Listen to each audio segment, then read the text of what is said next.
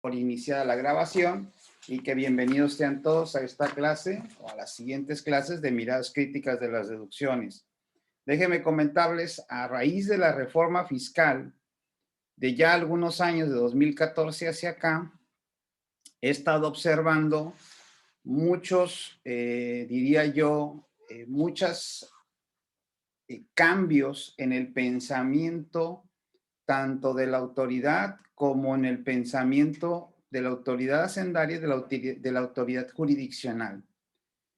¿Y qué es lo que he estado observando? Lo que he estado observando es que muchos de todos nosotros, de los que somos estudiosos de ello, se nos están olvidando conceptos muy básicos. Y esos conceptos básicos, pues, hacen que sea que sea en su momento o en el tiempo, o sea difícil entender y aplicar una deducción. Entonces, lo que, lo que pretendo en estas clases es, en principio, iniciar con investigación. Todos nosotros vamos a tener, de alguna manera, la obligación, en la medida que ustedes lo vayan viendo, ir a investigar y a desarrollar un poco más el tema. O sea, vamos a ver muchas cosas aquí.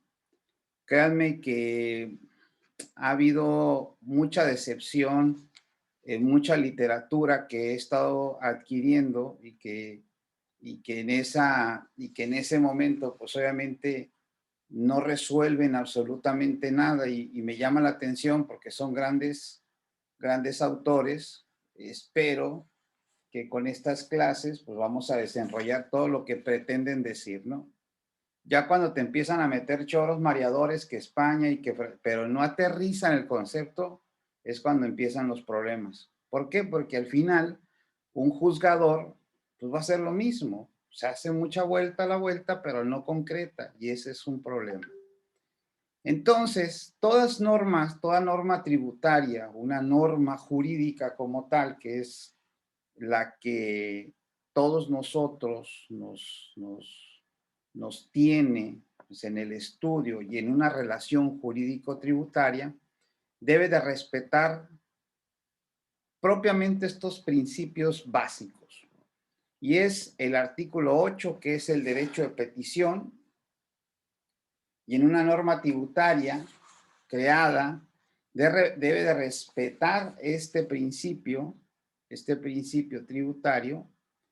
Y en esta norma consiste en poder solicitar a la autoridad algo que legalmente, de manera pacífica, dice, y de manera respetuosa, lo que a su derecho convenga. Y si alguien se ha puesto a analizar a ciencia cierta el artículo 5A del Código Fiscal de la Federación, déjenme decirle que ese artículo 5A viola el artículo 8 constitucional, toda vez que si el consejo, o en este caso el consejo del cual se va a aplicar esa famosa razón de negocio al comité, que es el SAT y en la Secretaría de Hacienda y Crédito Público, y tú no puedas atacar ese fallo de ese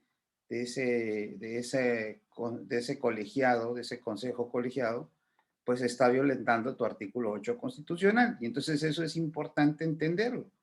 Y eso no nomás aplica en el artículo 5, sino también en una serie de casos en lo que se puede analizar todas las facultades de comprobación a la hora de que estén revisando las deducciones. Eso es uno de los temas también que es interesante analizar, que tu derecho, que es el artículo 8 constitucional, no sea violentado.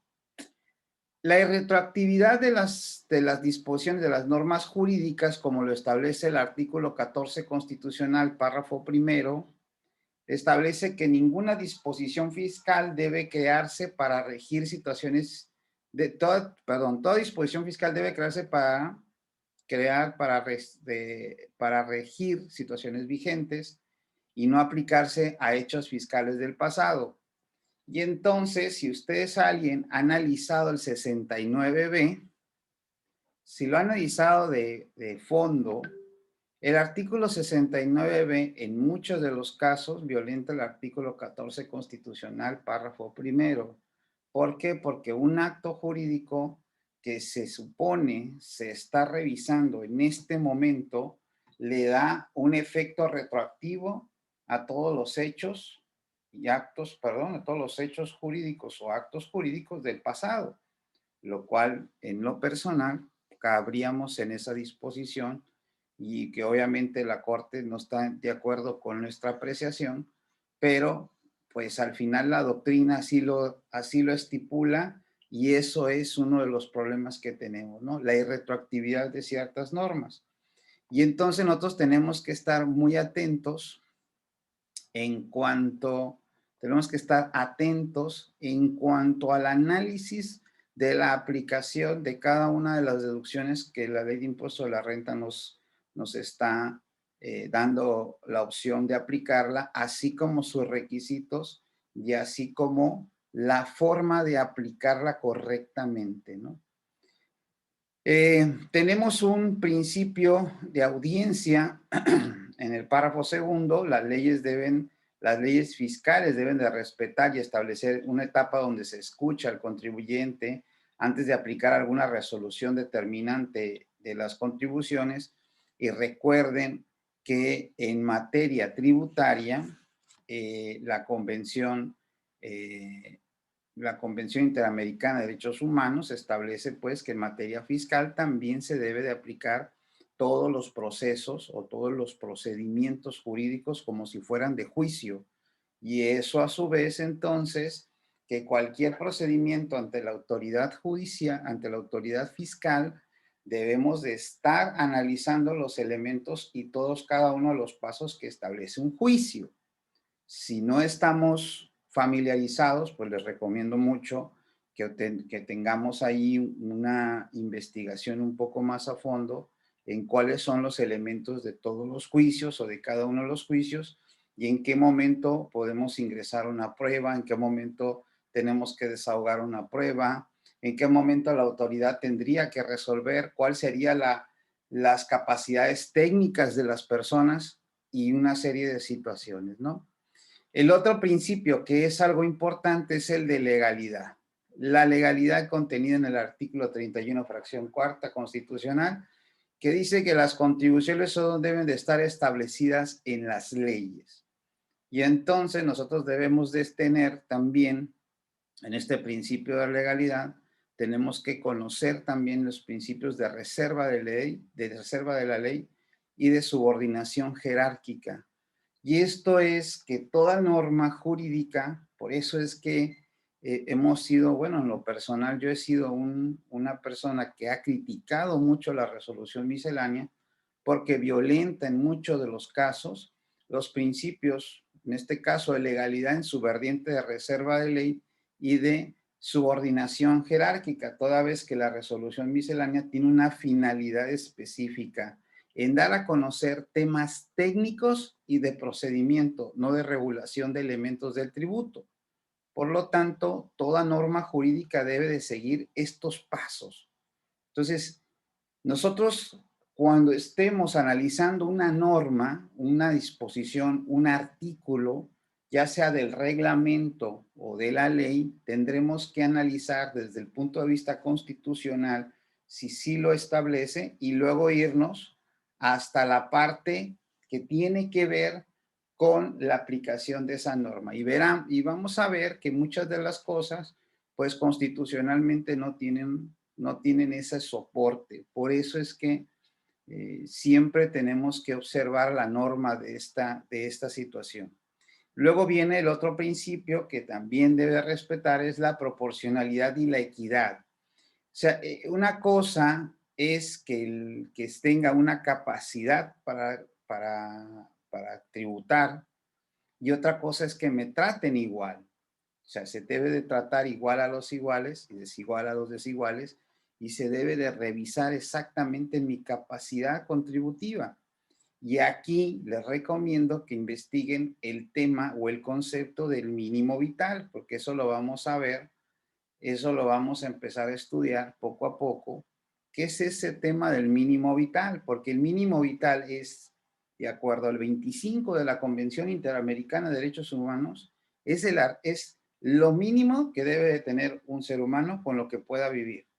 Y allí aparecen varios conceptos y allí aparecen varias situaciones y que si bien es cierto el salario mínimo ha sido un elemento para soportar la famoso mínimo vital, también lo es cierto que depende mucho de la zona económica donde tú vivas.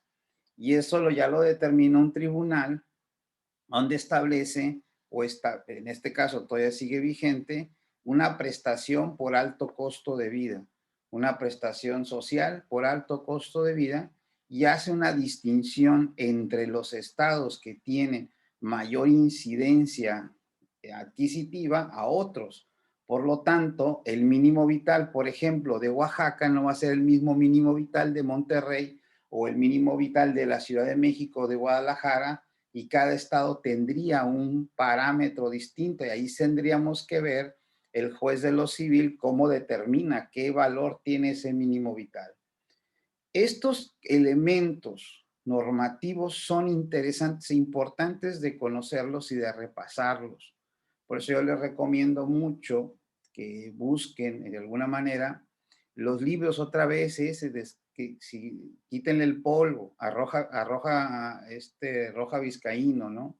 El de Derecho Fiscal, el libro de Derecho Fiscal que teníamos todos y que llevamos a la escuela y que lo estudiamos ahí más o menos a la mitad, pues vamos otra vez a llevarnos al doctor Vizcaíno, el de Derecho Fiscal, es correcto, Lázaro, a ese libro hay que llevarlo otra vez y hay que darle otra pasada, porque ese es uno de los libros importantes que debemos de tener. Bien, al hablar de la incidencia tributaria, saludos, Lázaro. Al hablar de la hipótesis de la incidencia tributaria, es importante analizar los aspectos que debemos de estar viendo y observando de cada uno de los negocios que que nosotros vemos. El día de ayer, por ejemplo, ayer antier discutía con otro colega que yo creo que se está perdiendo mucho el enfoque del profesionista contable, se está perdiendo porque se están metiendo a la ley y no les están yendo al negocio, no están conociendo a su cliente. Y algo importante para poder defender a un cliente, ya sea en el ámbito tributario o en cualquier ámbito, mercantil, penal o civil, es conocer a tu cliente. ¿Por qué? Porque si no conoces a tu cliente, no lo vas a poder defender. Entonces, eso se ha perdido y muchos abogados se han burlado de mí, se han quejado, pero yo leo las sentencias. Yo estoy leyendo la sentencia y cuando un abogado va y busca algo para su cliente, se nota que no conoce el negocio, se nota que no lo desarrolla, se nota que realmente va a perder. Y lo importante de todos nosotros es conocerlo. Ese es un punto de partida. Luego entonces me lleva a mí a conocer los aspectos personales de la incidencia tributaria. Hay un libro que el libro se llama específicamente La hipótesis de la incidencia tributaria y el autor se llama Ataliba Geraldo. Obviamente es un brasileño, pero en Perú hicieron la traducción al castellano y es un libro que ya no se encuentra. De hecho, hay que investigar bastante por ese libro, buscarlo, pero es un libro que obviamente te dan conceptos muy precisos de todos estos elementos que vemos aquí, ¿no?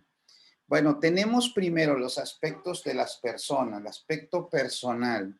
Y aquí es la determinación de los sujetos de la obligación tributaria que el hecho imponible hará nacer. Y aquí hay dos sujetos, el sujeto activo y el sujeto pasivo. Bueno, ¿quién es el sujeto activo? De acuerdo a TILAM, el sujeto activo es el acreedor de la obligación tributaria. ¿Sí? Es la persona a quien la ley le atribuye la exigibilidad del tributo. Solo la ley puede designar al sujeto activo, como hemos señalado, perdón, como se ha señalado, la designación del sujeto activo pone el aspecto personal de la hipótesis de la incidencia tributaria, dice Atilano, ¿no? Ahora bien, dice, hay que efectuar la siguiente distinción: ¿quién ejerce la potestad tributaria para crear un tributo? Y ahí es donde vamos a saber quién será nuestro sujeto activo. Entonces, nosotros tenemos que estar en ese punto de analizar estos dos sujetos. ¿Por qué? Porque si yo logro entender quién es el sujeto activo, dependiendo el caso, dependiendo el análisis en materia tributaria, entenderé también quién o cómo lo voy a defender. En materia de delito tributario, el sujeto activo es el que realiza la acción, en este caso es el contribuyente, que no es lo mismo el sujeto activo en una relación jurídica tributaria, que aquí sería, en todo caso, ¿quién sería el sujeto activo?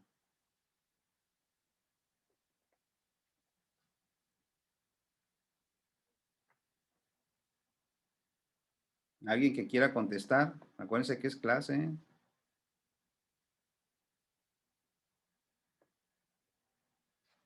Hello, ¿hay alguien ahí? Abran el micrófono, sin miedo. El Estado, dice la compañera Janet, en el caso de una relación jurídico-tributaria, es correcto. En el caso de la incidencia tributaria, el sujeto activo es el Estado.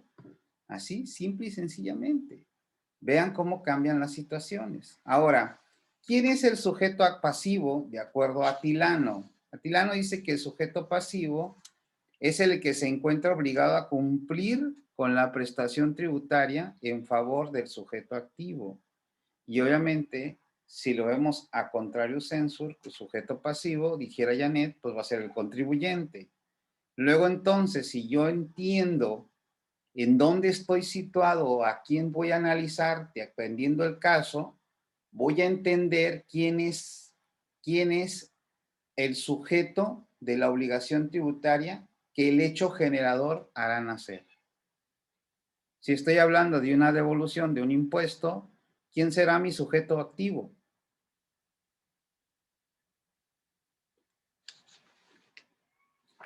A ver, muchachos.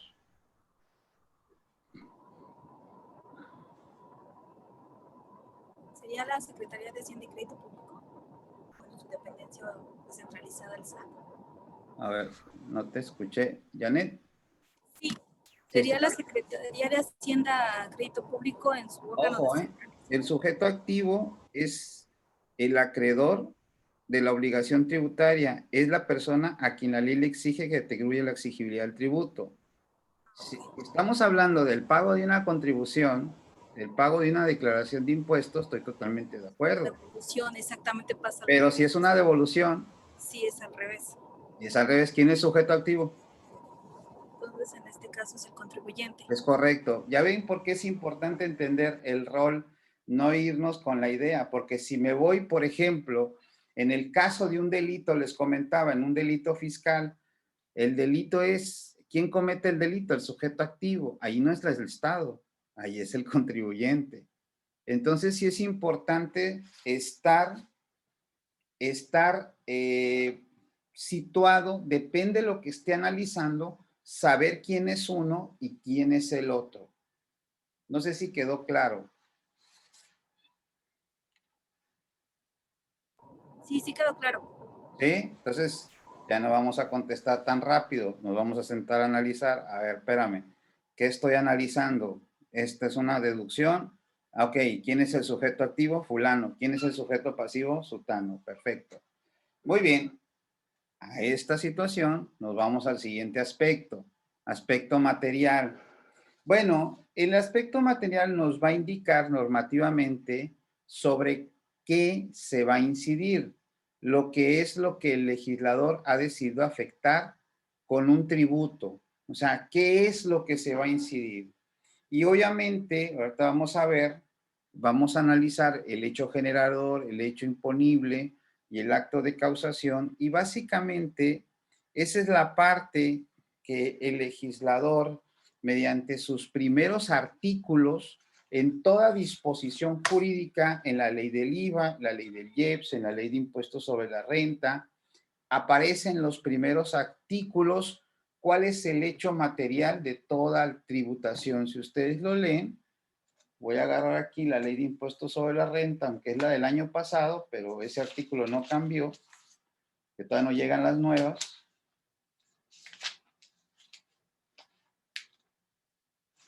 Y en el primer artículo, ¿qué es lo que el legislador dice? Las personas físicas y morales están obligadas al pago del impuesto sobre la renta.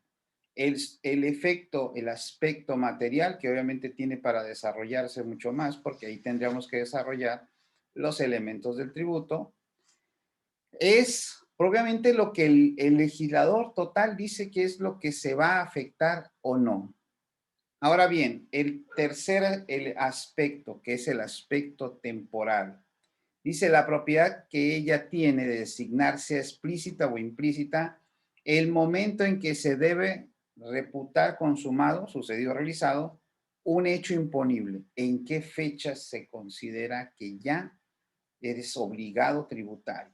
Y cada capítulo de la ley de impuestos sobre la renta, en donde las personas físicas tributan y la persona moral esté en sus obligaciones, te establece una fecha explícita para la consumación, ya sea para una presentación de una declaración meramente informativa o una declaración donde haya un pago o no pago de impuestos. Por eso es importante analizarlo, que si bien es cierto, las famosas reglas de carácter general te dan una facilidad de tener unos días adicionales, lo cierto es que jurídicamente tendrías que aplicar lo que la disposición legal le aplique. Y esa regla de facilidades solamente le es aplicable a quien está en ese supuesto jurídico. Y eso es importante que ustedes lo vean. ¿Por qué la autoridad no da cuenta de eso? Porque si ustedes leen con mucho detenimiento el artículo 32D del Código Fiscal de la Federación, entenderán que aquellas personas físicas o morales que ojo, que no cumplan con ciertas disposiciones, no pueden hacerse llegar de ningún beneficio, de ningún subsidio, de nada de eso, toda vez que no ha declarado sus obligaciones en el tiempo que le correspondan. Ese ha sido uno de los errores de la administración tributaria que créanme que, ojo, por eso les dije, conforme a la reforma fiscal, me estoy dando cuenta que se van a dar, se van a dar casos en los cuales se va a empezar a analizar más estos conceptos y van a ser más minuciosas la aplicación de las sanciones. Y eso para mí es importante, pues, dárselos a conocer.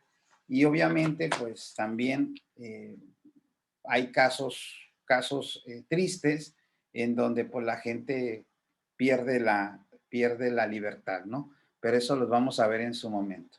Ok, el aspecto espacial dice, Atilab dice que debemos entender como el lugar previsto en la norma donde se puede dar el hecho imponible, pues de lo contrario, si no se da ese lugar previsto, no se cumple el aspecto espacial y es la territorialidad de la aplicación de la norma.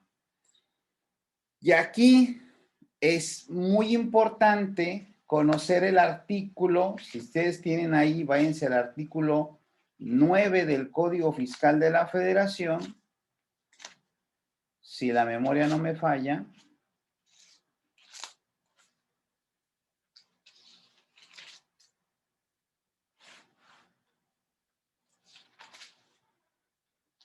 ¿Y qué dice el artículo 9? Bueno, empecemos con el artículo 8.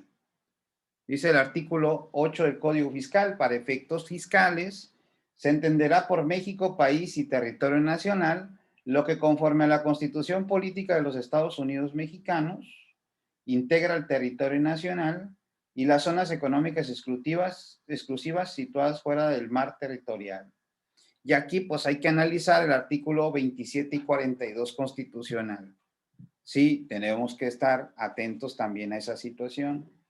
Por eso yo les comentaba en una plática que tuve ahí con Census, porque todos hablan del tema de, de las plataformas electrónicas, que el impuesto y demás, y yo les dije, aquí hay que tener mucho cuidado con el establecimiento permanente y con el tema de la residencia para efectos tributarios.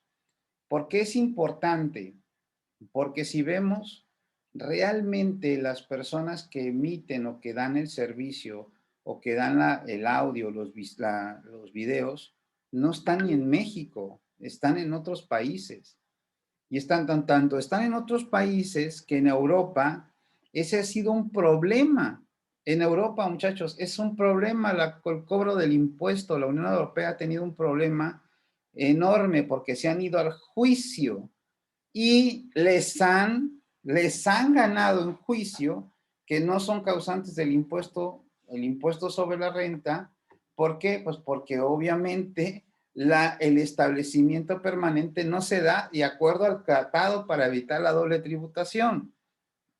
Y yo se los dije a todos en esa plática, va a haber una reforma a ese convenio, a ese modelo de convenio, y se le va a adicionar al artículo 5 de ese acuerdo del convenio dos párrafos en donde van a empezar a hablar, se va a empezar a sonar más el establecimiento permanente virtual. Y ahí ya valió, ¿eh? Y ahí ya valió, porque si se adopta a nivel G20 y a nivel OCDE, pues entonces se va a meter en las legislaciones secundarias y ahí, muchachos, se acabó. Por eso, en lo personal, con todo respeto, para mí los impuestos sobre la renta en materia de plataformas es ilegal, porque no cumple con los requisitos mínimos de territorialidad y tampoco se puede decir en extranjero. ¿Por qué? Porque la base de datos de toda la información, tanto de audio como video, no están en México, están en otro país. Simple y sencillamente. Entonces, ¿qué es lo que está sucediendo con el impuesto sobre la renta? Pues que en Europa están perdiendo los juicios. En México nadie lo ha intentado. Si alguien lo intentara, tiene que tener éxito. Pero, ojo, pero en el impuesto al consumo, ahí sí serían sujetos de impuesto, toda vez que el consumo se da en el lugar donde se tiene, en este caso sería la importación de dichos softwares o de dichos videos y audios, y ahí sí tendría que pagar el impuesto. Pero eso es otra cosa diferente al impuesto sobre la renta, porque doctrinalmente no hemos tenido esta situación pandémica y no ha habido ese boom en cuanto a la aplicación de todo esto. Entonces, muchachos, sí es importante que entendamos esto de la territorialidad, porque eso depende mucho, depende mucho dónde va a tributar mi contribuyente, y número dos, depende mucho qué deducciones le voy a meter o qué no me deja tener deducciones. Entonces, si yo entiendo qué es, en todo caso, el concepto de territorio nacional, dice que es lo que establezca la misma Constitución. Ahora bien, el 9 se dice que se consideran residentes en territorio nacional, dicen personas físicas en donde tenga la casa habitación. O sea, independientemente si yo en México tengo domicilio fiscal, pero mi casa habitación es en San Diego, en el caso mío, pues no tengo no soy residente en territorio nacional. ¿Sí? Entonces ya no cabría, de acuerdo a mi actividad, cualquiera que fuera, no cabría yo estar tributando ya sea en un capítulo 2 del título cuarto o capítulo 1, etcétera, sino que ya tendría un tratamiento especial conforme a la misma ley que es el título quinto, que tiene que ver con los extranjeros. Por eso es importante verlo, ¿no? Pero me dice que en el caso de que tenga una casa habitación en otro país, en el caso de las personas físicas tengo que ver cuál es mi centro de interés vital. Y aquí va muchísimo más para allá. Dice, bueno, si cuando menos el 50% de tus ingresos que obtenga la persona física del año calendario tengan la fuente de riqueza en México, o cuando en el país que tenga el centro principal de sus actividades profesionales, la nacionalidad mexicana, que sean funcionarios del Estado o a su vez que sean su centro de intereses vitales se encuentra en el extranjero, ¿no? Entonces, fíjense bien que aquí es muy interesante saber en qué o cómo es que hay que tributar. Y esta, la parte espacial, pues sí, sí hay que meterle un buen tiempo a estar analizando cada una de las cosas. ¿Por qué? Porque probablemente, muchachos, probablemente como en uno de los casos, en una empresa que se supone que iba a exportar ciertos productos, hizo todo un galimatías jurídico para tener una empresa aquí, luego una empresa en el extranjero, y luego que el extranjero le vendiera a quién sabe quién. Cuando me llega el caso, eso ya tiene un tiempo, le dije, ¿para qué hicieron tanto? ¿Para qué hicieron todo esto? Parece ser como que es inventado todo. Si tu realidad es que tú en México nomás vienes y compras y te lo llevas, de acuerdo al artículo 3 de la misma ley, dice que no tienes establecimiento permanente, por lo tanto, no tributas en México. Y eso lo dice el artículo 3 en su fracción, primer párrafo, fracción 3 dice, la utilización de un lugar de negocios con el único fin de comprar bienes o mercancías para el residente en el extranjero. Es solamente eso. ¿Qué es lo que tendrías que hacer con tu constitutiva de Estados Unidos, con la constitutiva de Estados Unidos? Venir a México, venir con un fedatario que dé fe del contrato, darlo de alta solamente para esos efectos, para comprar. Y te van a dejar la clave abierta, en todo caso, si ocupas contratar trabajadores y demás, pero ahí tendríamos que ver las remesas que te haga la matriz acá y con ese, si el único fin es del extranjero, de vender al extranjero y te conviene mejor tributar en el extranjero, pues sale así. Y deja de hacer contrato de maquila y no sé qué tantas cosas hicieron que al final no sirvieron de mucho, ¿sí? Entonces, fíjense cómo vemos que de alguna manera desenrollar este galimatías jurídico en cuanto en cuanto desde la óptica de la incidencia tributaria, pues vamos a ir viendo. Y eso a su vez, pues, nos da como resultado que dentro del artículo 6 dice que las contribuciones se causan conforme se realizan situaciones jurídicas o de hecho previstas en las leyes vigentes durante el lapso en el que ocurra. Y obviamente, pues conocemos todos esta fórmula que está aquí, y esta fórmula, pues obviamente nace de la incidencia tributaria, nace de todos esos elementos donde están los sujetos del impuesto, donde está su objeto material de la contribución, su base, la determinación de la base, que ahí tendríamos que ver cada caso en concreto, la parte alicuota, que tiene que ver ya sea en una cuota fija o en una tasa, o en una combinación que sería la tarifa, los momentos de causación y los momentos de pago, ojo, son diferentes. Una cosa es el momento en el que yo tengo que pagar y otra cosa es el momento en el que se causa el impuesto. Pero, por ejemplo, no es lo mismo una persona moral, hablando de personas morales, del título 2 que presta servicios de manera general y que causa la tributación, causa el impuesto, o sea, lo acumula el ingreso en el momento en que emite el comprobante, este, presta el servicio o recibe una parte parcial o total de la obligación. A otra persona moral, misma persona moral, que está tributando en un régimen opcional de los estímulos fiscales y que si emite un comprobante no es un ingreso acumulable. ¿Por qué? Porque todavía no se cobra. Se necesita esa causación hasta que el dinero llegue a la cuenta. Entonces ahí ya sería diferente. Y en el momento del pago, pues todos tienen sus fechas de pago, ¿no? Muy bien. Bueno, hasta aquí, preguntas, dudas.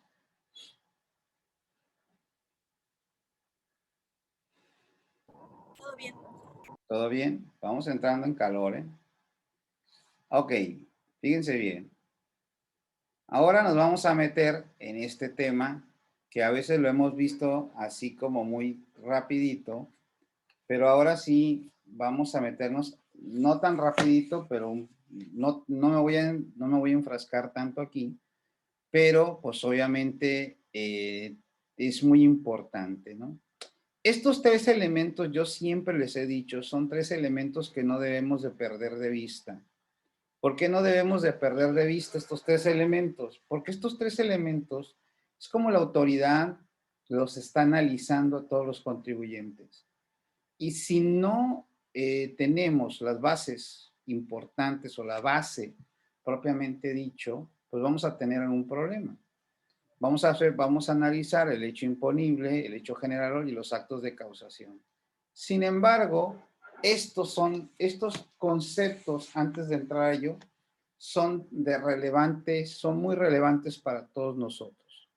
Los hechos, miren, yo me doy cuenta en los análisis que hacen en los tribunales cuando están defendiendo a un contribuyente de 69 o que se está defendiendo en una visita domiciliaria porque el crédito fiscal se resultó ilegal, etcétera. Yo me doy cuenta que muchos abogados sí se empeñan en defender los hechos y en otros abogados se van más al tecnicismo jurídico. Y eso no sé si sea bueno o sea malo, pero lo que me queda claro es que yo considero que cuando un caso te llega o una auditoría o una simple contabilidad que llega contigo y quieren que tú sigas o tú hagas esa contabilidad, debes de observar hechos, debes de observar los hechos. Y miren, hay tres conceptos que hay que retomar de Eduardo García Maínez, en Introducción al Estudio del Derecho, que es un libro que deben de tenerlo de cabecera, porque ese libro a veces se les olvida, y hasta abogados también se les olvida. Yo me doy cuenta porque a veces más se van a otras cosas y pierden el piso a estos conceptos básicos. ¿Qué son los hechos? Los hechos son situaciones o son propiciados por la naturaleza y que no hay una intervención obviamente del hombre. Un hecho puede ser, por ejemplo, que sales y hace calor, o que está lloviendo, o que hay un huracán, etcétera. Son cosas naturales que pasan. Pero esos hechos, dependiendo la naturaleza del hecho, pues puede tener consecuencias jurídicas, ¿no? O sea, pueden desencadenar consecuencias jurídicas, ¿no? Si hay una pérdida material o humana, o sea, en el caso, por ejemplo, en un desastre natural, en donde vemos que hubo una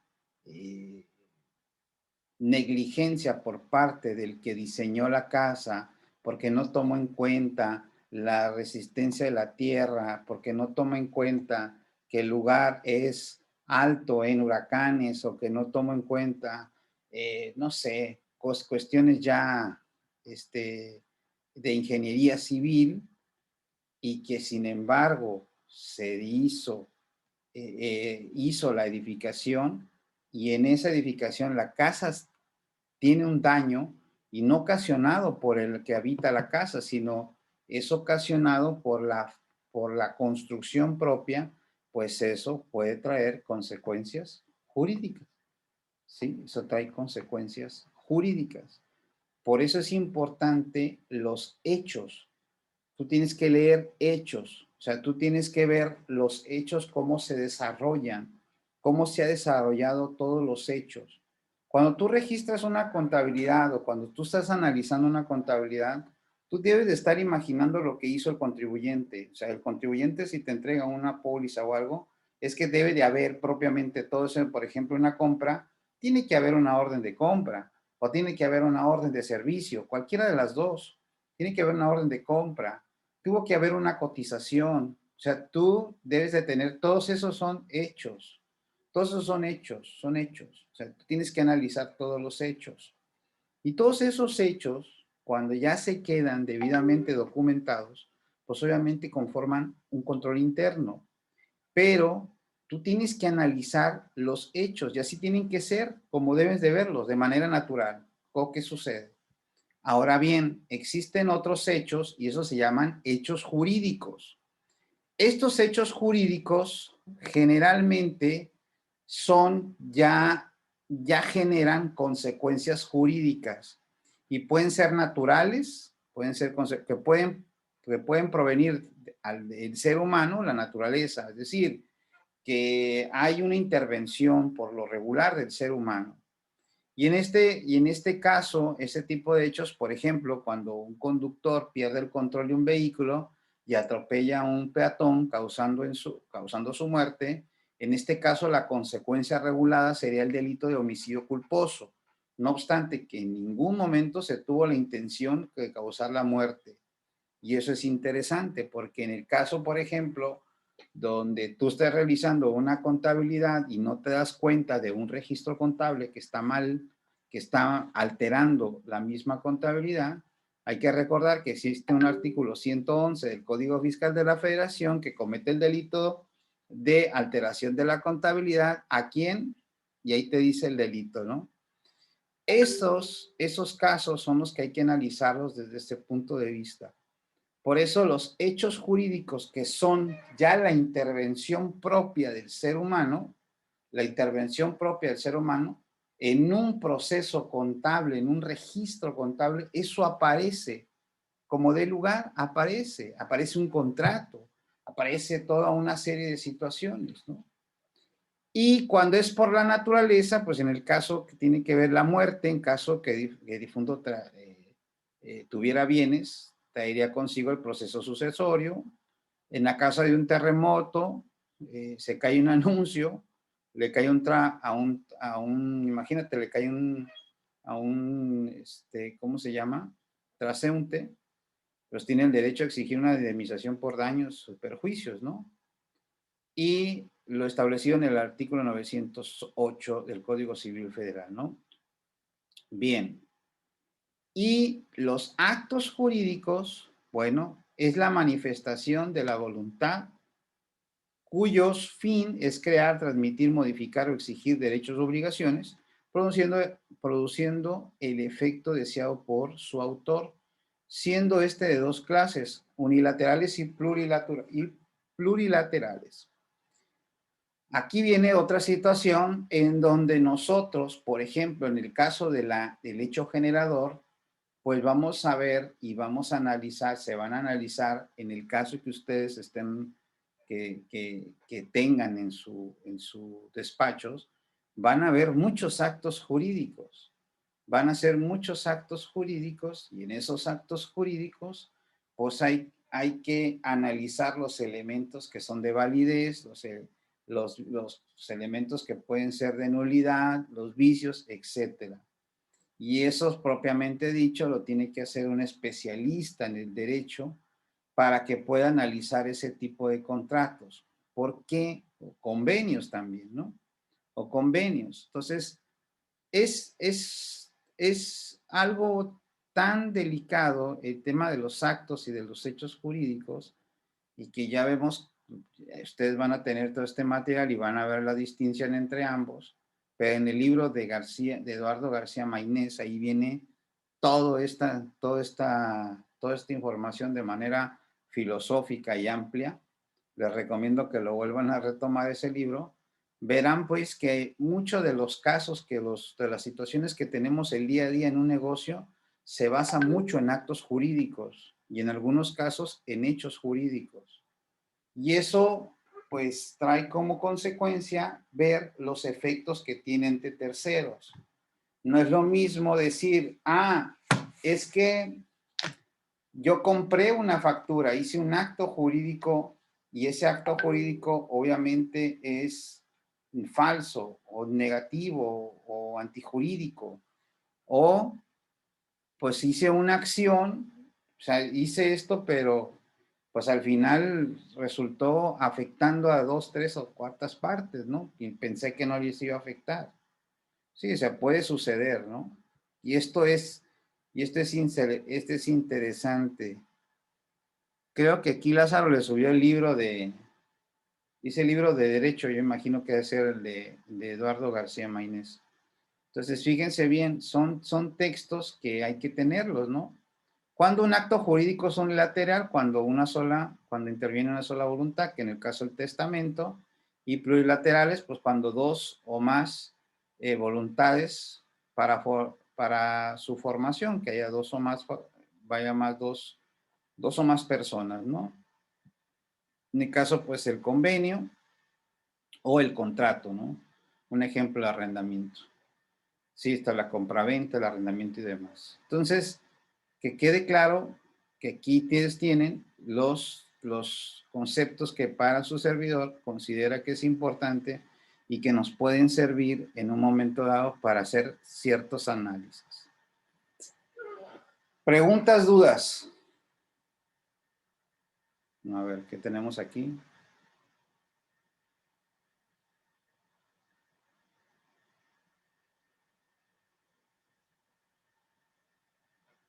Ah, sí. En el caso de la venta de facturas, es correcto, le faltan un elemento de validez al contrato. Sí, es una situación ahí que nada más ahorita lo ponía como ejemplo, pero sí hay que, ya analizando el delito en su plenitud, hay elementos que sí faltan en ese tipo de convenios, ¿no? Bien, bueno, vamos a analizar los tres elementos de la dogmática tributaria y me voy a adelantar al hecho generador, que este sería el más importante. El hecho generador es la descripción legal e hipotética de uno o varios hechos o circunstancias bajo los cuales, mediante normatividad, se genera una obligación frente al Estado. Y en el hecho generador es todas aquellas operaciones, por eso es que metíamos aquí este concepto que está aquí, los actos jurídicos. Todas esas manifestaciones de voluntad de crear, modificar, transmitir o exigir, esas voluntades entre dos personas da como resultado que va a generar una obligación, en este caso una obligación tributaria, frente al Estado. Si yo realizo una compra-venta, pues tengo la obligación de pagar el tributo de esa compra-venta, ya sea de un bien mueble o un bien inmueble. El cálculo va a ser distinto porque para un inmueble en una persona física cabría en otro capítulo que un bien mueble, que pues voy a estar en otro capítulo, ¿no? Y la determinación de la base tributaria es diferente.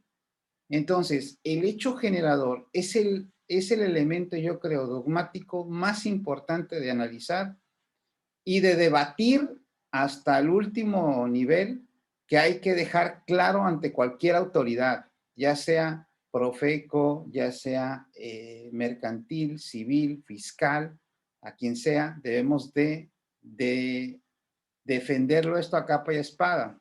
Pero por ejemplo, si yo voy a debatir con una autoridad y decirle, es que yo te digo que yo hice una orden de compra. Si hice una orden de compra para la adquisición de este escritorio, pues debo de tener un documento que me avale esa orden de compra, esa afirmación que estoy haciendo ante la autoridad. Si le digo, hay una cotización, sí hubo una relación porque me emitió una cotización, pues debo de tener la prueba de la cotización. Aquí está la prueba de la cotización para refutar mi dicho. Y también no sé, hay una recibo de esa mercancía o a una recepción del personal que prestó el servicio, en donde se llevó el seguimiento de lo que hizo o donde se recibe la mercancía, y debo de decirle, aquí están los documentos correspondientes, ¿sí? Y así sucesivamente, yo debo de estar determinando todos y cada uno de los elementos que la autoridad, en todo caso, va a querer destruir mi hecho generador a como de lugar. ¿Por qué? Porque para ella es más sencillo destruir esta parte y, en su caso, dejarme con un delito que sería ahora sí meternos en un problema del 139 Quater y 139 Quinquer del Código Penal Federal, así como el 400 bis del mismo Código Penal Federal, que es financiamiento al terrorismo o lavado de dinero. ¿Sí? Y aunque hay una teoría dogmática en el que debe de haber un delito precedente en tanto al lavado de dinero, pues es sencillo porque en todo caso, si tienes ese dinero y no tiene origen el recurso, obviamente la autoridad aplicará lo que a su derecho convenga sobre ese dinero y le va a aplicar la sanción, la parte que le corresponda, ¿no? La estimativa, etcétera, dependiendo del procedimiento que siga la autoridad. Pero el hecho generador es una parte importante. Ahora bien, en el caso del hecho imponible, el hecho imponible es el presupuesto fijado por la ley para configurar cada tributo y cuya realización origina el nacimiento de la obligación tributaria principal. Es la hipótesis normativa que cada capítulo y título de la ley de impuestos sobre la renta, en el cual se hable del pago del tributo, nos va a dar para poder situar a mi contribuyente, o el empresario, en ese supuesto jurídico. Es decir, que si yo, por ejemplo, me compro un cachito de la lotería, voy y lo pago, tengo mi cachito de lotería, me gano la lotería, pues existe una hipótesis jurídica en la ley de impuestos sobre la renta como persona física, cómo voy a pagar mi impuesto sobre la renta por la obtención de un premio. Y ahí me dice cómo lo tengo que hacer. Ese es el hecho imponible. Esa es la parte importante. Ya una vez obtenido, ojo, una vez obtenido el hecho generador, que es en el caso la compra del boleto de la rifa, de la Lotería Nacional, ahora bien, me gané el cachito, ahora vamos a ver cuál es el hecho imponible de ese cachito.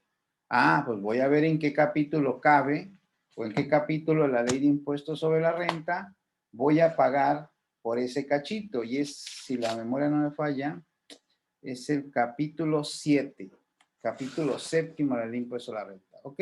Ahí me dice ahí me dice que ahí tengo que tributar.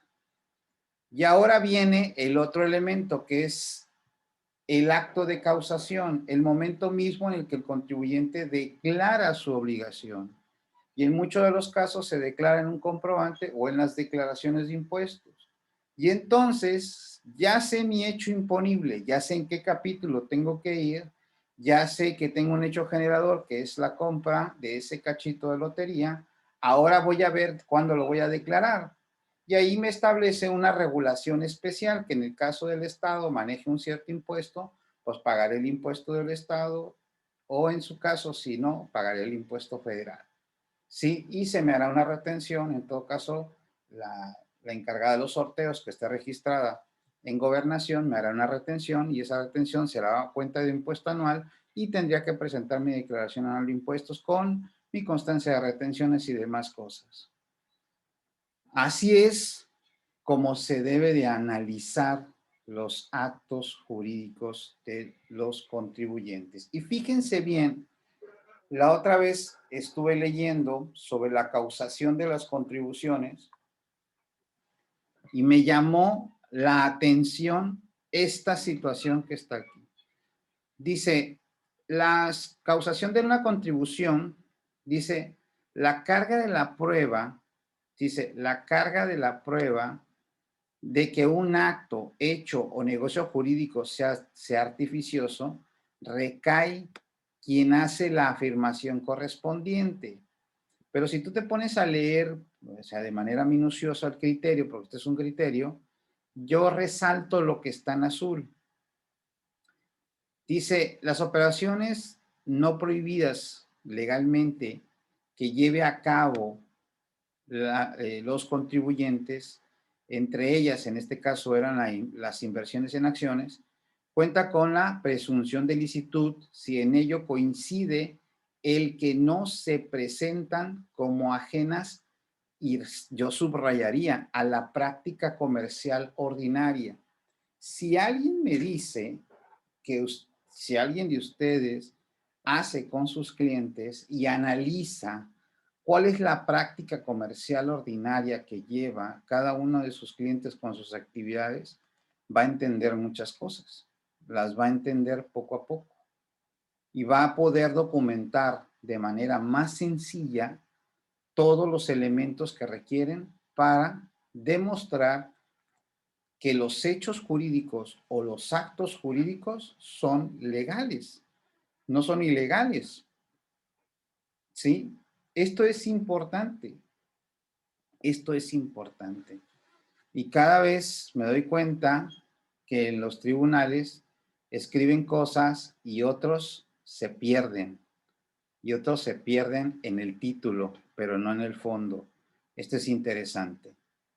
Bueno, este es otro criterio que habla del hecho imponible, la hipótesis jurídica o hecho que el legislador elige para generar el tributo. Bueno, estamos hablando de eso.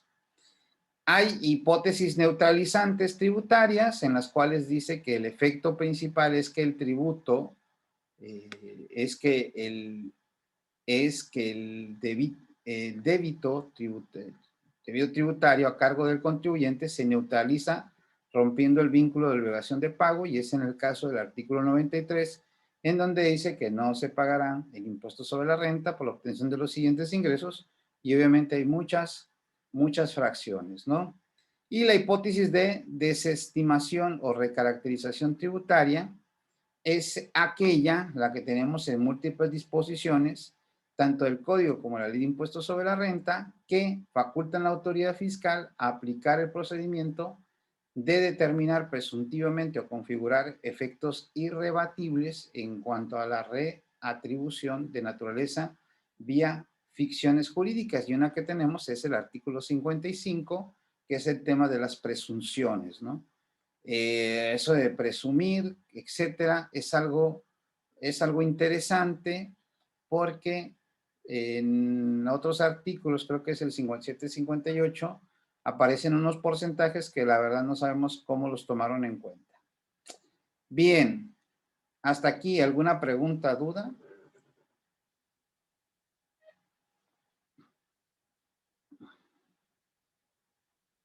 Están todos muy serios.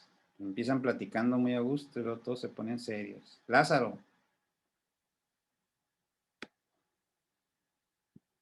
Rafa por ahí anda, ya vi que ya llegó el Rafa, ya se fue. Ahí anda el Rafa. Bueno, el tema de presunción es peleable. Sí, sí es peleable, pero pues igual, ¿no? Ahí hay que ver una serie de cuestiones, ¿no? Hay que verlo, ¿no? Tiene mucho que ver cómo lo plantea la autoridad, qué es lo que plantea la autoridad, etcétera.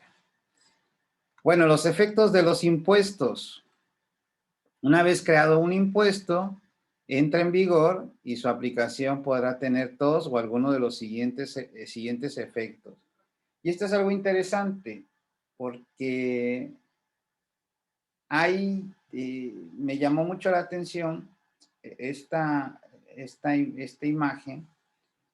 Está en un libro que realmente no sé si todavía lo estén imprimiendo, creo que es un libro de esos de 318 preguntas de quién sabe qué, algo así, del asesor fiscal. Creo que sí se llama el libro. Si no, la próxima clase les digo cómo se llama el libro. Y llama mucho la atención porque ese libro empieza con, son puras preguntas, preguntas y respuestas, preguntas y respuestas, preguntas y respuestas. Y llama mucho la atención porque me llama esta parte, ¿no? Los efectos de los impuestos, ¿no? ¿Cuál es uno de tantos efectos? Es el desconocimiento del procedimiento de registro contable y de pago. Fíjense lo que el autor pone. Dice, al crearse un impuesto o reforma fiscal, los especialistas requieren capacitación para entender y aplicar las disposiciones, lo que resulta contrario al principio de sencillez y adecuada estructura de las disposiciones fiscales, que realmente ese es uno de sus principios en cuanto a la formación de un tributo. Y eso no quiere decir que todos debemos de estar estudiando, de estar capacitándonos, todos, ¿eh? Todos tenemos que estar en ese punto, pero si nos vamos a ciencia cierta, vemos que en el caso México, todos los años hay que estar dando, se mueve la ley fiscal, hay que estar dando una capacitación de ley fiscal para poder ver los efectos de las leyes fiscales a mis clientes, a mis contribuyentes, ¿no? Algunos son efectos adversos, otros son efectos que son para mejora, y que en este año pues va a haber muchos efectos. Esa, 318 preguntas trascendentales en la asesoría fiscal integral. Sí es ese, de ahí saqué esa firma y me llamó mucho la atención. Pero fíjense bien, habla del registro contable, ¿eh? Habla del registro de Gasca, exactamente, es de Gasca. Habla del registro contable y créanme que en el registro contable muchos teníamos, yo en lo personal también, en algún momento después fui corrigiendo, tenemos muchas dudas en registros contables de muchas cosas. Y eso espero que cuando lleguemos al punto del 27 fracción cuarta, disipemos algunas dudas, ¿no? ¿Cuál otro efecto? La recaudación. Un impuesto se crea para obtener ingresos, por lo que una vez creado, aumentan los ingresos gubernamentales. Eso es obvio, ¿no? Causa y efecto. Hay un efecto que tiene generar un impuesto, pues hay más recaudación. Disminución de la base de contribuyentes sujetos al pago. En alguno de los casos, obviamente,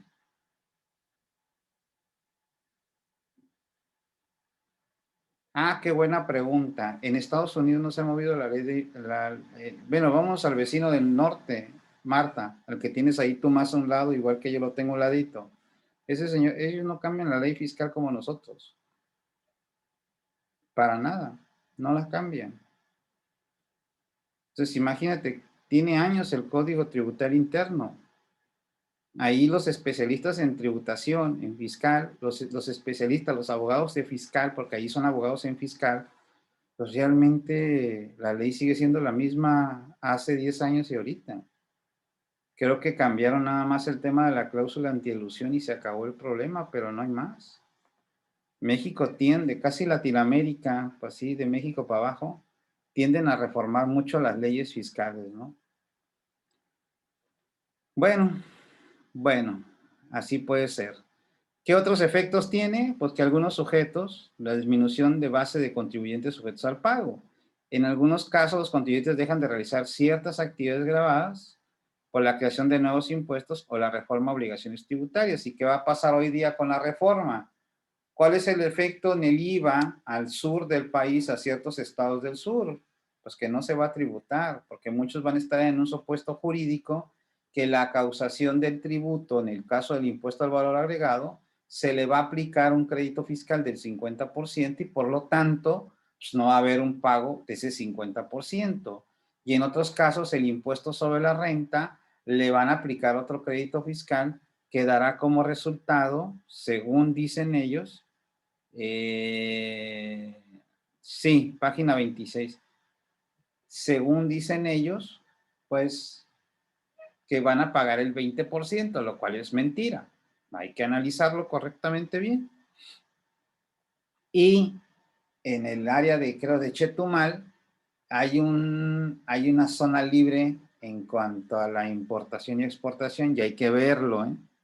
Hay que verlo porque desde la doctrina y de la historia en México de las zonas libres, no siempre se da ese caso. Así es que hay que tomarlo muy en cuenta. También muchos de los contribuyentes, ¿qué efectos hay? La evasión fiscal. ¿Y qué efecto va a haber ahora con la reforma fiscal? Pues todos andan viendo la forma de no meter un esquema reportable, de que esto no sea un esquema reportable, que esto no sea un esquema reportable. Y la verdad, pues es un tema, ¿no? Es un tema. Yo voy a dar un curso de esquemas reportables a final de mes, pero realmente, realmente la solución que les pudiera dar a los esquemas reportables, dijera uno muy sencillo, pues no los hagan, ¿no? Y la segunda sería, si es una empresa nueva y en su estructura viene todo nuevo, pues no cabría, no sería susceptible de esquema reportable, con todo respeto para la autoridad. Ahí se les barrió en la disposición. Pero bueno, en el curso lo veré con más calma. Muchos contribuyentes ilegalmente en los impuestos toman conductas evasoras, omisas, una inadecuada cultura fiscal, amplia la carga que deben ser analizada y modificada por el legislador, es obvio, ¿no?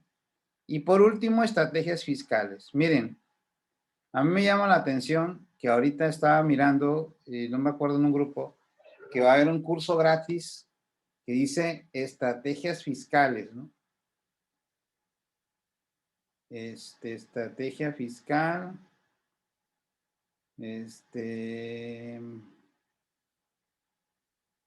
estrategia fiscal, verás. Por ahí lo vi, dice, es un curso gratis, dice curso gratis de no sé qué y uno de estrategias fiscales. Pero cuando me pongo a ver el temario del libro tema de la estrategia, pues realmente no va a hablar de estrategias, va a estar hablando de puras cosas que no tienen sentido. Van a hablar de una reforma al outsourcing que ni outsourcing hay. No hay reforma al outsourcing todavía, no hay nada planteado, todo está detenido, no sabemos qué va a pasar, no sabemos de aquí a febrero qué es lo que sigue, ¿no? No lo sabemos. Entonces ya están hablando de estrategias fiscales, ya están hablando de estrategias legales con el outsourcing. A ver, hay que ser sinceros. Si alguien me habla en un curso estrategias legales del outsourcing, es que no conoce el outsourcing, con todo respeto.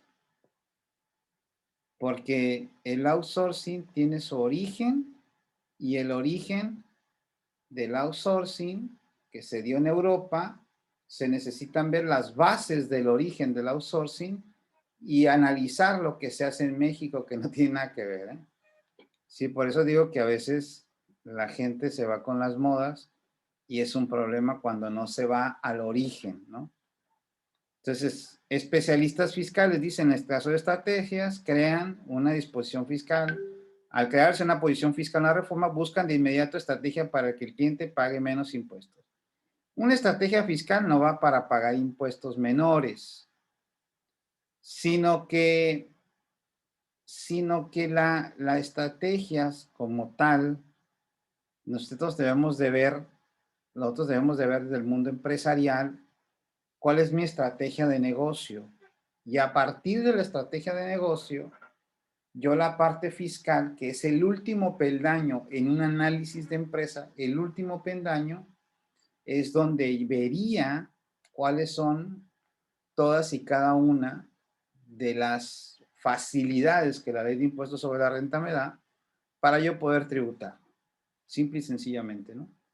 Pero bueno, pues lo manejan como estrategia fiscal, ¿no? Miren, en la ley de impuestos sobre la renta debemos de analizar también cada uno de los capítulos, los porcentajes mínimos y máximos de impuestos sobre la renta que se pudiera pagar, ¿no? Porque acuérdense que la persona moral siempre va a tener una base tributaria artificial porque no todas las operaciones se pagan ni todas las operaciones son deducibles. Siempre va a haber algo artificial, así como las personas físicas del régimen general que van a tener o que pueden no pagar en caso de Ah, ok. Gracias por el link del libro de Arroja de Vizcaíno. Y hay que ver también en materia de dividendos o reembolsos que el pago del impuesto, que es un 42.86%, hay que adicionarle el del 140, que es un 10% adicional, si las utilidades vienen del 2014, si la memoria no me falla, ¿no? A partir del 14 para acá, si tus utilidades son del 14 para acá, vas a tener que adicionarle un 10% de manera adicional. Entonces, sí hay que cuidar mucho en cuanto a los porcentajes, entenderlo, verlo, a ver dónde pongo a mi contribuyente, cómo vamos a tributar y obviamente, pues eso es lo que tendríamos que analizar. Ahora también tenemos esta otra parte que es en el caso de los ingresos y en el caso de las deducciones, cómo se deduce. Y veamos que aquí tenemos en el título 2, pues tenemos ingresos en crédito y deducciones en crédito. O sea, si me dices, no todas, bueno, casi todas, ¿no?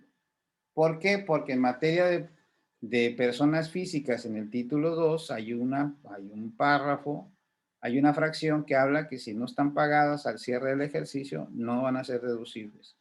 Y eso me lleva pues a un análisis más profundo de cada caso en concreto de las deducciones, porque probablemente yo tenga unas deducciones de personas físicas dentro del costo, si bien es cierto, por la ley no lo puedo hacer deducible, pero el reglamento sí me da una posibilidad de hacerla deducible. Y aquí también, pues la persona física me establece que va básicamente como se le dice el flujo, coordinado, sector primario, y que estos no deducen costo de venta, sino que deducen compras. ¿Cuál es la ventaja o desventaja entre el físico y el moral en materia de deducciones? Bueno, que si en este caso no las he pagado, no las deduzco. Al igual que el ingreso, si no lo cobro, pues no lo acumulo. Pero en el caso de la persona moral, aunque yo tenga aquí deducibles, tenga ingresos acumulables y acá deducciones de personas físicas que aún no he pagado, acá las puedo hacer deducibles siempre y cuando incidan en el costo. Y eso pues trae como resultado una serie de cosas muy interesantes en muchos de los casos. Eh, bueno, ahí están los demás. Obviamente el título 3 no tiene ingresos, no tiene deducciones, pues obviamente no es contribuyente del impuesto sobre la renta, por lo tanto solamente son los remanentes distribuibles. Y vamos a entrar en razón y en sazón. El artículo 25 como tal establece que los contribuyentes podrán efectuar las deducciones siguientes. La palabra podrán, y como muchos me han escuchado, ha sido un debate por el tiempo, muchos tiempos. Y esta palabra podrán, pues en muchos de los casos, al contribuyente le obligan a aplicarla y en otros casos le dan como opción. Pero en el caso concreto, en los últimos precedentes de la palabra podrán, se ha dado como resultado que al contribuyente el podrán siempre se lo dan como una opción. ¿Y por qué es opcional? Simple y sencillamente, porque cuando tú presentas una declaración de impuestos y dice en tu declaración de impuestos, declaro protesta bajo decir verdad que los datos contenidos en esta declaración son ciertos, si yo le pongo un cero en las deducciones, no estoy diciéndole ahí a la autoridad que yo no tengo deducciones o que no voy a deducir nada. Luego entonces, la autoridad lo que te va a revisar son los ingresos. ¿Por qué? Porque finalmente tú estás declarando que no tienes deducciones. Y al no tener deducciones, ¿qué es lo que me está o en qué se está incidiendo, de acuerdo al artículo 9, en el resultado fiscal? Es correcto, José. Para la autoridad, ese es a donde iba. Para la autoridad el podrán no es una opción, es una obligación, o sea que lo tienen que hacer. Las autoridades podrán aplicar, no es que tengas opción, es que debes aplicarlo. Y este ha sido uno de los problemas que hemos estado pues interviniendo mucho en cuanto a la interpretación de este tipo de situaciones. ¿Por qué? Porque si analizamos el artículo 33 del Código Fiscal de la Federación, pues vamos a ver que en muchos de los casos dice podrán, y como dice ahí podrán, parece que la autoridad lo pone como opcional, pero no, se tiene que obligar, se obliga a hacer las cosas. Entonces, sí es interesante esta parte y quiero que entiendan mucho que la PTU no es una deducción. Ese es un tema, ¿eh? La PTU no es una deducción, la PTU es una disminución que se tiene que hacer. Y tiene un cálculo específico y un cálculo especial. Tenés así que el artículo 28 te la maneja como una no deducción. Entonces, sí es importante esa parte. Ahora bien, para cerrar esta clase del día de hoy, pues vamos a meterle candela al asunto, ¿no?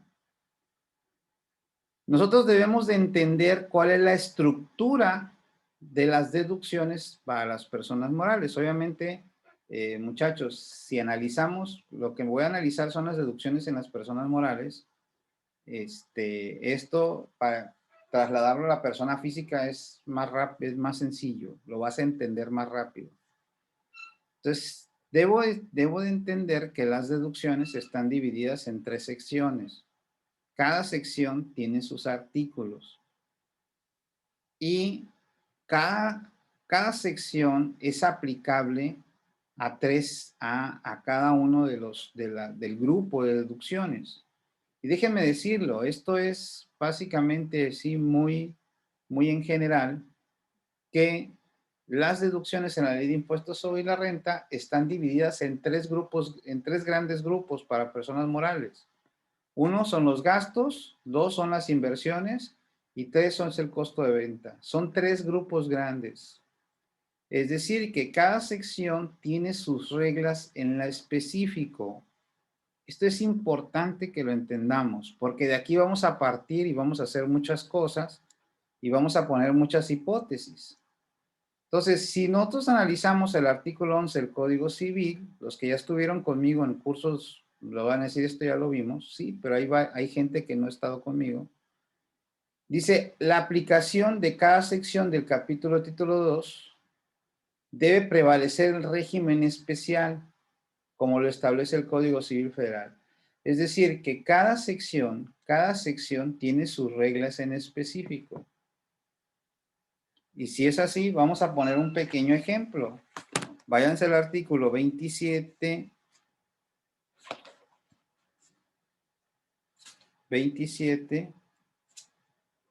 en su fracción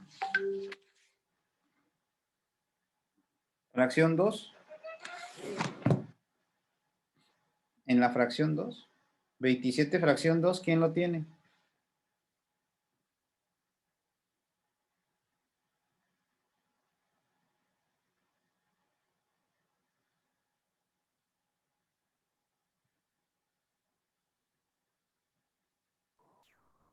Yo lo tengo. Es la ley de ICR, ¿verdad? Dice R, sí, perdón, ley dispuesto sobre la renta, artículo 27, fracción 2. Ok. Fracción 2, que cuando esta ley permita la deducción de inversiones, se proceda en los términos de la sección 2 de este capítulo. Primer ejemplo. Entonces, ¿le aplico lo de la sección 1? No, porque la misma ley me dice, aplica la sección 2. Cuando hables de inversiones, aplica la sección 2. Entonces, si aplico la sección 2, pues entonces es muy sencillo. En la sección 2 no hablan de CFDI, no hablan de complemento de pago, no hablan de esos pagos, perdón, de esos tarugados. Así de simple y de sencillo. Yo no lo estoy diciendo. La misma ley está hablando, está estableciendo las reglas del juego. Luego entonces, caray, me salió acá. Luego entonces, hay un criterio, un amparo, perdón, un juicio de nulidad en donde habla de la deducción del costo de lo vendido Y en la deducción del costo de lo vendido, en este caso del tribunal, en este caso que está en el tribunal, establece muy fácil, la sala dice que está fundada la pretensión de la actora, ya que le manifiesta que le es inaplicable lo dispuesto en el 31 fracción 3. El 31 fracción 3 antes de la reforma estaba aquí, estaba en las deducciones que le llaman las deducciones en general, que la misma sala les llama gastos. Esto lo de la sección 1 son los gastos, dice, no lo del costo. Es decir, en virtud de que lo señala la misma, la deducción realizada por el actor es el costo en una cantidad de 24 millones, que si bien para la determinación del costo consideró compras de materia prima por 24 millones 308, no menos cierto resulta que al estar deduciendo costo de lo vendido, no tenía la obligación de señalar el 31 de la citada ley. Si tú analizas, o sea, aquí tú tienes que ponerte a pensar, por eso les dije al principio, primero tenemos que ver el negocio que hace. ¿Qué hace el negocio? ¿Cuál es su giro, su estrategia? Y a partir de ahí yo tengo que empezar a pensar, ok, el negocio es de servicios, ok, mi catálogo de cuentas debe de manejar costo de servicios. Y entonces me tengo que ir a la técnica de costos y en la técnica de costos debo de diseñar mi catálogo de cuentas en ese sentido. Expediente del Tribunal del Costo de Ventas. Ah, mira, aquí Lázaro ya lo bajó.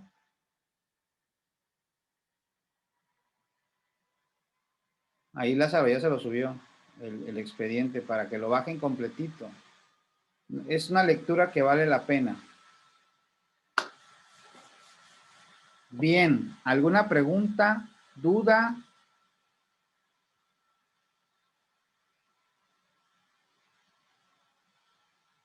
Muchachos, están muy serios. Bueno, esto es como un resumen de todo lo que hemos platicado en los cursos. Es un resumen. No es un resumen, Lázaro, no. Es, digo, para ti sí, para otros no. Es para mí. Sí, o sea, para ti sí, para otros no. Por ejemplo, Luis no ha estado conmigo en todos los cursos. Reina ya estuvo en los últimos, creo. Ya en los últimos cursos estuvo Reina. ¿Quién más? Ricardo no ha estado en todos, ha estado en algunos. José Blanco, no me acuerdo, no lo he visto. Carlos Tobías tampoco, no me acuerdo.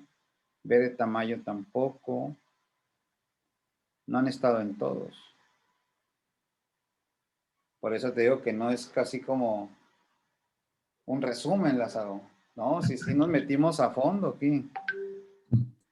Nos Es metimos, que esto no tiene en cuenta premium. ¿mande?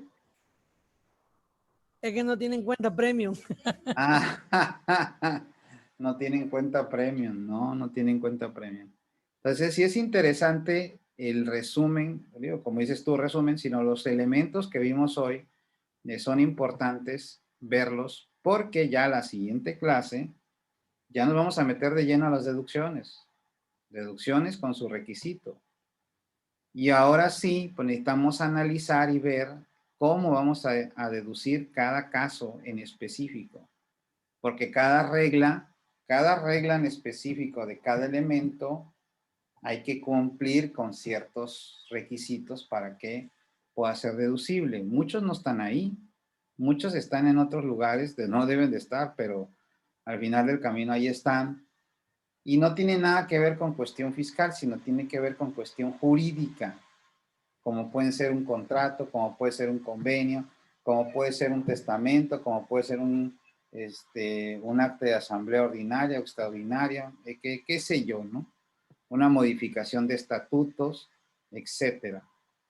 Entonces, yo les recomiendo mucho seguir entrándose al tema. No sé si hay alguna pregunta, duda que tengan ustedes por ahí.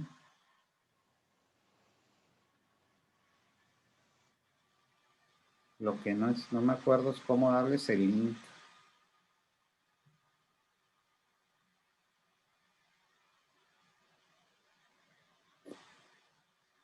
¿Cómo les doy el link del canal de YouTube donde lo voy a subir? Bueno, ya que suba el video, les doy el link de donde esté el video, ahí lo voy a subir al grupo de WhatsApp y ahí Sí. ustedes van a referirse directamente, ¿no?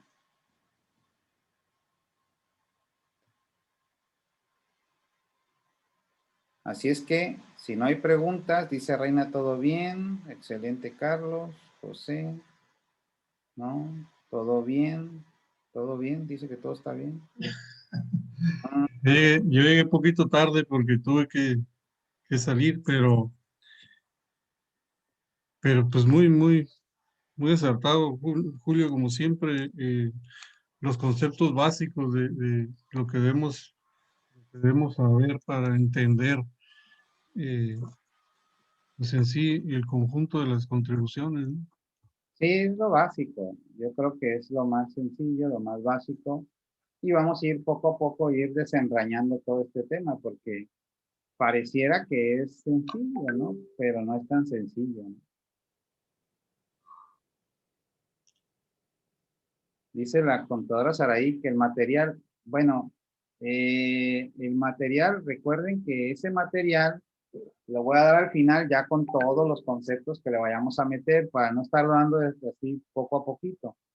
Mejor si quiere algo si quiere la contadora, si está aquí la contadora Sari, con mucho gusto, ya al final de todas las clases, las vamos a ir subiendo al YouTube y al final, ya que termine todo el PowerPoint, yo les voy a hacer llegar el material sin ningún problema. El material va a ser de ustedes. Dice, créanme que no. Y aparte me sirve para las personas físicas. Bueno, ojo, es que para las personas físicas, Armando, ¿verdad, Armando? Es Armando, ¿no? Creo que sí. Aquí el problema de las personas físicas, Alfredo, las personas físicas, depende del capítulo, depende del capítulo, porque por ejemplo, si estás en el capítulo 2, en la sección primera, allá hay que ver específicamente cómo se dividen las deducciones. Y allá las deducciones autorizadas tienen otra división. ¿Sí? El RIF tiene otra. ¿Sí? El RIF te pudiera decir que tiene deducción, básicamente el RIF deduce con un concepto que se dice que sean estrictamente indispensables para todos, ¿no? Pero como te digo, entendiendo la de las personas morales, en el caso de los gastos que vamos a ver, vamos a desarrollar todo ese tema de los gastos, entendiéndola el tema de los gastos y el tema de las inversiones, en la persona física es más sencillo porque las compras como tal, no puedo dividirla en tres las compras porque las compras están, las adquisiciones de mercancías están dentro de un mismo catálogo, pues. Y así y en las personas físicas no las divide así las deducciones, sino que cada capítulo en específico, por ejemplo, en el arrendamiento, las deducciones son muy delicadas porque son específicamente las que se dicen ahí, no hay más.